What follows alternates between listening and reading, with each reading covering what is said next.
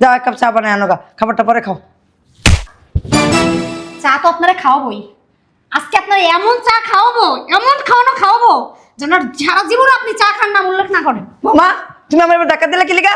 আবার আমার মুখে মুখে কথা বলতেছো। যাও চা বানায় আনো গা। আর একটা কথা বলবেন না, আপনার অনেক অত্যাচার সহ্য করছি।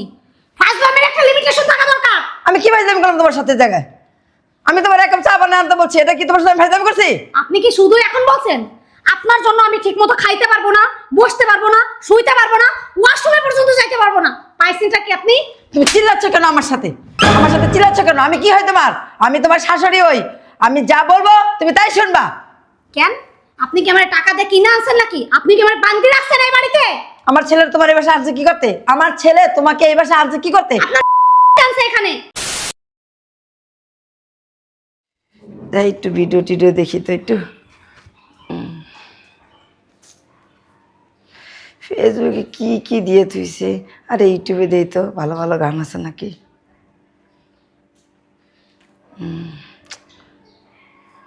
না এটা ভালো লাগে না। আচ্ছা দেই তো এটা। একটু আরাম করে লই, বয়ে বয়ে ভালো লাগে না।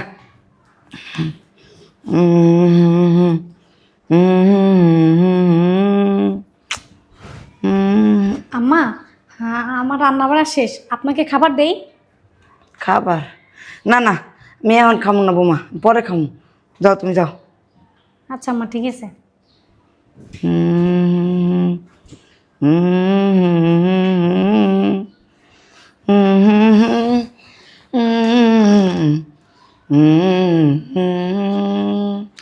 এখনকার কি কি ভিডিও, কি কি গান ছাড়ে। আমাকে আদিকালের যুগে কত সুন্দর সুন্দর গান আছিল, এগুলো এখন বিচেই পাওয়া যায় না।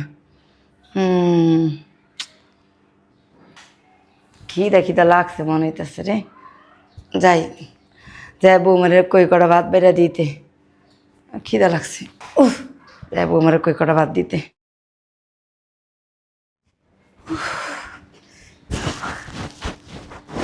কষ্ট হয়ে গেছে সব কাজ করে, একটু জিরাই। মা তো এখন খাবার খাইবো না, মা যখন খাবার চাই তখন মারেও খাবার দিব, আমি নিজেও খাবো। এখন রেস্ট নেই, শুনতে আর চলতেছে না।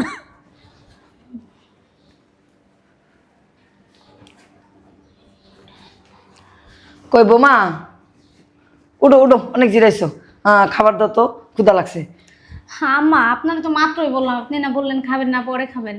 কই মারতো, অনেক সময় আছে গা। খাবার দাও খাবার দাও, আর বসে বসে থাকো না, খাবার দাও। আচ্ছা ঠিক আছে, আপনি জান দিতেছি। শালা শয়তান বুড়ি, সব সময় আমার শোয়া বসা দেখতেই পারে না। যখন একটা কাজের দরকার হয় বলি না এখন না, আবার যখন আমার বসতে দেখবো তখনই ওর জ্বালা উঠা যাবো। ফাজিল বুড়ি জানি কোথাকার একটা। উফ, আগে একটু ওয়াশরুমে যাই, খুব চাপ আছে। এই বৌমা দাঁড়াও, কই যেতেছো? আর মানে একটু ওয়াশরুমে যাই। আচ্ছা ওর সময় পরে যাও, আগে দিকে আয় তো। কেন আম্মা? একটু কাজ আছে, দিকে আসো। আপনি যান, 5টা মিনিট আমি আসতেছি। 5 মিনিট? 5 মিনিট দাও যাবে না, তাড়াতাড়ি আসো, তাড়াতাড়ি আসো। আম্মা খুব চাপ আছে, 5টা মিনিট আপনি যান, আমি আসতেছি। আরে তুমি আমার সাথে আসো তো, এই আমরা একটু কিচেনে যাবো, আমার একটু সুপ রান্না খাওয়াবা, তাড়াতাড়ি আসো। আর আমার স্যুপ তো 5টা মিনিট পরেও খাইতে পারবেন, আম্মা একটু বোঝার চেষ্টা করেন। তুমি বেশি কথা কইতাছো তো বৌমা, তুমি আমার মুখের উপরে কথা কইতেছো। আসো তো একটু, তাড়াতাড়ি আসো। তুমি বুঝতেছো না, ওর সময় পরে যাওয়া যাবো, আসো। আম্মা আপনি কি ইমার্জেন্সিও বুঝেন না? যান না, আপনি আইতাছি। কি ইমার্জেন্সি তুমি বুঝতেছো না? তুমি অন বয়ে থাকবা, তুমি অন ওয়াশরুমে যায় বয়ে থাকবা। তুমি কামচোর, খুব কামচোর তুমি, এদিকে আরে আসো। আম্মা, উফ কি গরম, একটু ফ্যানের তলে বয়ে আরাম করি রে বাবারে বাবা। আম্মা আমি চা বানাবো, আপনি কি খাবেন? না না না, খুব গরম খুব গরম, আমি খেলে পরে খামু নে। আচ্ছা আম্মা ঠিক আছে।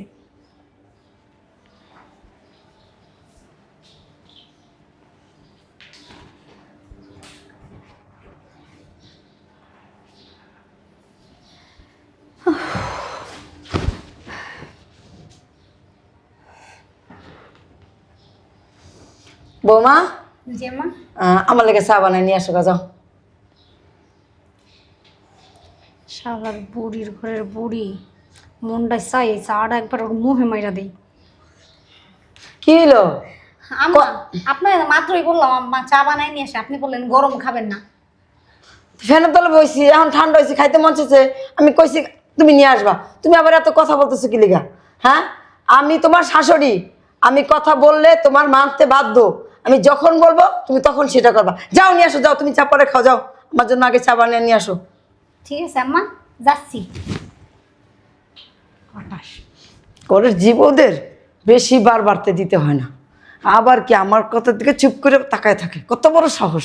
আমি যা বলবো তাই শুনবো। না না, কথা বলতে জোচা, এদেরকে না এতবার বাড়তে দিতে হয় না, শুরুতেই ডানা ছাড়তে দিতে হয়, নাহলে এখনই তিরিম তিরিম করে। কি বৌমা, চা বানাচ্ছ নাকি নিজেই খাচ্ছ? হ্যাঁ মা, বানাচ্ছি তো। আচ্ছা বানায়া আমার বেডরুমে দেওয়া যাও তো। আম্মা, আম্মা, আম্মা। এ বৌমা কি হয়েছে? হ্যাঁ, বাদ কি ডাকাত পড়ছে? চিল্লাচিল্লি করছিস তুই? না না আম্মা, ডাকাত পড়ে নাই। ওই আমার কাপড়গুলো ধুইতাছি তো, আপনার যদি কোনো কাপড় ধোয়ার থাকে দেন, একসাথে ধুয়ে দিই। যাও যাও, তোমার দৌগা, আমার কাপড় শুধু ধোয়া আছে। আচ্ছা আম্মা, ঠিক আছে।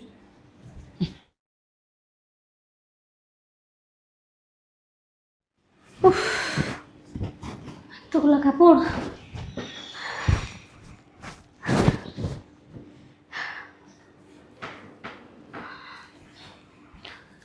বৌমা, এ ধর তোমা, আমার এই কাপড়টি দিয়ে দাও গা। আম্মা, আপনি না একটু আগে বললেন আপনার কাপড় ধোয়ার নাই। আসলে কি বৌমা, আমি রুমে যাই দেই যে আমার এইগুলো ধোয়া নাই গা, এখন একটু কষ্ট করে দিয়ে দাও তোমা। এটাও বলে সহ্য করা যায়, সব কিছুর তো একটি লিমিটেশন থাকা দরকার। এই বুড়ি দিন দিন এত জ্বালাইতেছে, আমার দমই ফিরাইতে দিতেছে না। না, এইভাবে আর চুপচাপ সহ্য করতে পারতেছি না, এটা একটা বিহিত করাই লাগবো। আচ্ছা, আরে কি হলো, যাও না। আচ্ছা যাও। আপনি জান, আমি ধুয়ে দিতেছি। আচ্ছা দাঁড়া, তোর ব্যবস্থা আমি করতেছি। এত কাজ, প্রচুর ক্ষুধা লাগছে। আরে খাওয়াটা শেষ করি, তারপর না হয় বাকি কাজ করবো না। বৌমা, তুমি কি খাবার খেতে পেয়েছো? না মা, খাবার খাইতে বসি নাই, খাবার দেখতে বসছি। বলেন। বৌমা, খাবারটা পরে খাও মা, আমার লেগে এক কাপ চা বানায় আনো, আমার প্রচন্ড মাথা ব্যথা করতেছে, আমার চা নেশা উঠছে। যাও এক কাপ চা বানায় আনো গা, খাবারটা পরে খাও। চা তো আপনারা খাওয়াবোই, আজকে আপনারা এমন চা খাওয়াবো, এমন খাওয়াবো যেন সারা জীবন আপনি চা খান নাম উল্লেখ না করেন। বৌমা, তুমি আমার এবার ডাকা দিলে কি লিগা? আবার আমার মুখে মুখে কথা বলতেছো। যাও চা বানায় আনো গা। আর একটা কথা বলবেন না, আপনার অনেক অত্যাচার সহ্য করছি। ফাজলামের একটা লিমিটেশন থাকা দরকার। আমি কি ফাইজলামি করলাম তোমার সাথে জায়গায়? আমি তোমার এক কাপ চা বানায় আনতে বলছি, এটা কি তোমার সাথে আমি ফাইজলামি করছি? আপনি কি শুধু এখন বলছেন আপনার জন্য আমি ঠিকমতো খাইতে পারবো না, বসতে পারবো না, শুইতে পারবো না, ওয়াশরুমে পর্যন্ত যাইতে পারবো না? পাইছেনটা কি আপনি? তুমি চিল্লাচ্ছ কেন আমার সাথে? আমার সাথে চিল্লাচ্ছ কেন? আমি কি হয় তোমার? আমি তোমার শাশুড়ি হই, আমি যা বলবো তুমি তাই শুনবা। কেন? আপনি কি আমার টাকা দিয়ে কিনে আনছেন নাকি? আপনি কি আমার বান্দি রাখছেন এই বাড়িতে? আমার ছেলে তোমার এই বাসায় আনছে কি করতে? আমার ছেলে তোমাকে এই বাসায় আনছে কি করতে? আপনার আনছে এখানে। কি মুখের ভাষা এগুলো? তোমার বাবা শেখায় নাকি? আমার বাপ মা না শিক্ষা দিছে বিদায় এতদিন আপনার মুখ বুঝে আপনার সমস্ত অত্যাচার সহ্য করছি, কিন্তু আর না, আপনি আমারে শিখাইছেন। এখন আমার মতো যেটা দেখতেছেন না, এটা হচ্ছে আপনার আচরণ। কি বলতেছো তুমি এগুলো সব? আমি আমার ছেলেকে কিন্তু ফোন দিয়ে সব বলে দিব। তুই কি বলবি? হ্যাঁ, আমাকে মা কি বলবি? বহুত অত্যাচার সহ্য করছি। বৌমা, তুমি আমার গায়ে হাত তুললা। ভালো করছি, হাত তুলছি, এটা না অনেক দেরি করে তুলছি। এই থাপ্পড়টা আরো অনেক আগে দেওয়া উচিত ছিল। এত বড় সাহস তোমার? হ্যাঁ, আমার ছেলেকে আজকেই বলবো যে তোমাকে বাড়ি থেকে তাড়াই দিতে। সাহসের দেখছেন কি? সাহস তো আপনি জন্ম দিয়েছেন আমার মধ্যে। আপনি দিনের পর দিন আপনি এভাবে আমাকে নির্যাতন করতেছেন। আপনার মতো আমি খাইয়া পয়সা শুয়ে আর কোথাও শান্তিভাবে থাকতে পারতেছি না। পাইছেন কি আপনি? হ্যাঁ, আমি কি এবারে কাজের মেয়ে হয়ে আসছি? আমি এবারে বউ। আপনার এটা কি মাথায় আছে? আপনার ছেলের সামনে তো খুব সুন্দর করে বলেন বৌমা বৌমা।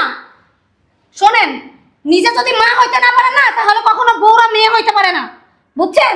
আগে নিজের মা হইতে হয়, শাশুড়ি মায়ের মতো, কিন্তু মা হয় না। সেটা আপনাদের মতো শাশুড়ি না, প্রতিটা মুহূর্তে সেটা প্রমাণ করে দেয়। বেয়াদব মহিলা, তোর অনেক অত্যাচার সহ্য করছি, আর করব না। তুই তোর ছেলেকে কি বলবি? আমি তোর ছেলেকে বলবো, আর তোর ছেলের সংসার আমি আর করবো না। আচ্ছা না, একটাবার ভাবুন তো, আপনারও তো একটা মেয়ে আছে।